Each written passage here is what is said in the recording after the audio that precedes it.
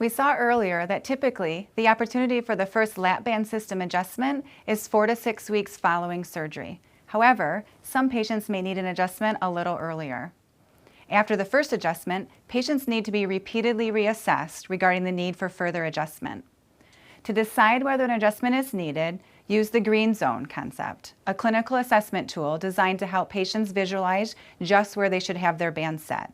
This tool was developed by the Center for Obesity Research and Education in Melbourne, Australia. Green zone concept. The green zone. That is when the right amount of fluid is in the band. It is comfortable and effective. The patient reports the following: reduced hunger, not looking for food between meals. Slow, steady weight loss, 1 to 2 pounds a week. Portion control, satisfied with small portions.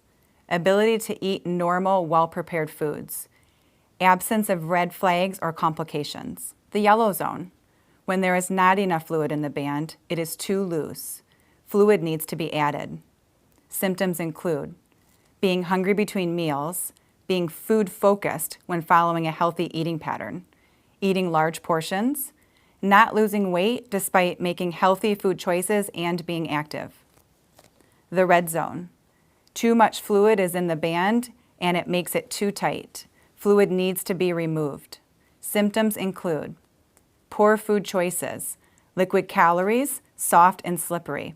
This is maladaptive eating and contributes to poor control over hunger and weight gain.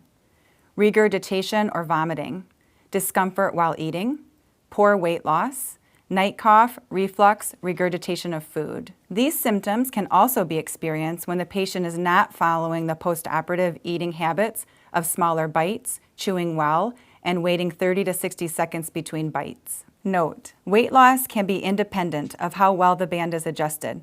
If patients are not eating the right food choices, the band could be well adjusted, but not controlling hunger, and therefore yielding poor weight loss. Palpation is the most commonly used technique to locate the placement of the patient's access port for an adjustment.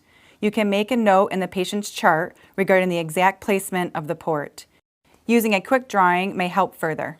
If you have difficulty finding the port, use an X-ray and keep it in the patient's chart for reference. Typically, the port orientation can be viewed on the post-op barium swallow as a reference. Suggested fill volumes. For the lap band AP System Standard, or APS, total volume, 10 cc's. Priming fluid left at surgery, 1 to 4 cc's. Suggested first fill, 1 to 1.5 cc's. Subsequent fills, plus or minus 0.5 cc's. However, keep in mind, after a band has been filled to a total volume of approximately 6 cc's, 0.1 cc's to 0.2 cc's are often appropriate for fine-tuning of those patients who have been in the green zone already and are continuing to have ongoing weight loss. For the lap band AP System Large, or APL, total volume, 14 cc's. Volume at surgery, 2 to 4 cc's. Suggested first fill, 1 to 3 cc's. Subsequent fills, 0.5 cc's. However, after the band has been filled to a total volume of approximately 7 cc's, subsequent increases may need to be reduced to 0.1 cc's to 0.2 cc's. Also, there are thousands of patients with the older, lower volume lap band, the 9.75 or the 10 centimeter bands. These bands hold only 4 mLs and care must be taken to avoid overfilling them. Adjustment should be in very small increments. Don't forget to keep open communication with your PCPs and other healthcare professionals that are part of your patients' lives. They are an extension of your multidisciplinary team and can be a great asset.